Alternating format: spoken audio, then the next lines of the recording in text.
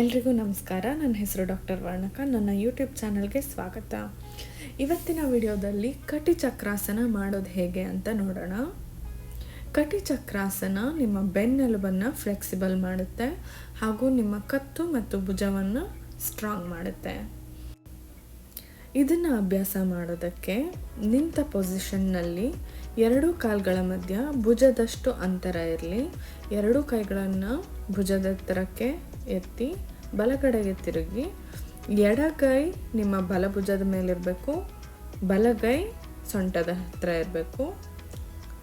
ಮತ್ತೆ ವಾಪಸ್ ಇದೇ ಸೇಮ್ ಎಡಗಡೆ ಮಾಡೋಣ.